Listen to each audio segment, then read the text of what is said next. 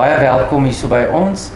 Baie dankie dat ons weer met Dominee tyd kan maak en opneem. Vir die van julle wat nie vir Dominee Hein Kotse ken nie, hy is 'n kampvegter vir die gay-regte in die NG Kerk en hy is al 20 jaar daarmee besig. So baie dankie Dominee. Dankie Bobby. Dit is 'n voorreg dat ons hier 'n bietjie kan gesels hieroor. Dit is 'n voorreg om jou altyd te sien. Ek ken jou ook al 'n goeie verhouding oor baie jare.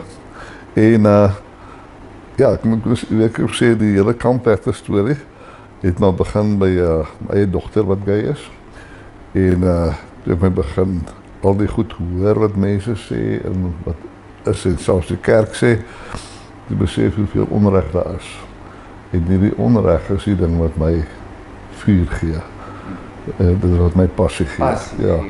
En elke keer as onreg is, dan voel ek dit brand in my, ek moet iets daaroor sê. Ja.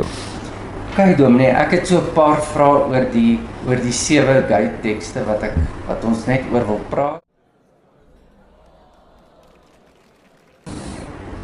Dankie Bobby. Dit is eintlik om te sê, as ons wil praat oor verse en tekste en uitsprake van die Bybel, as ons wil praat van sy woord, moet ons eers weet wie is God. Ja. En daarom moet mense gaan kyk, wat sê God oor homself? En vir my die mooiste en die duidelikste een is op die berg Sinai.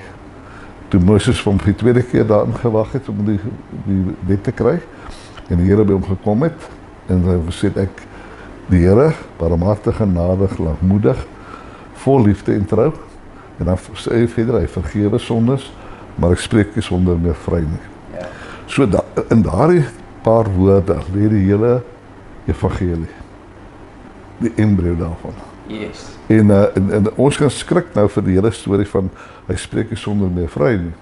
Maar dadelik het hy vir Moses en verder ook gekom hoe hulle vry gespreek kan word deur die offers. Yes. En maar dan kom Jesus. Ja. En Jesus kom gee alles wat nodig is sodat ons vry gespreek kan word. So en dan gaan dit nou hierdie gesprek tussen oor fundamentalisme en verantwoordelike eksegese. Nou fundamentalisties is om baie lui manier om te sê daar staan dit en so is dit nie, geen navorsing niks te doen nie. Yes. Alles moet binne wat Jesus kom doen het. Yes. En as dit gaan oor Jesus wat dan juist kom van interpretasie, toe hy gesê het, ek het gekom om die wet en die profete ongeldig te maak nie, maar om hulle volle betekenis te kry. Ja. Die volle betekenis is dit wat God bedoel het in sy hart. Dis die beginsel. Ja. Die Ou Testament sê hoor ons nou presies wie God is en in die Nuwe Testament dieselfde wie Jesus is. Ja. Dit is 'n skadu of 'n foreshadowing van die Nuwe Testament. Ja.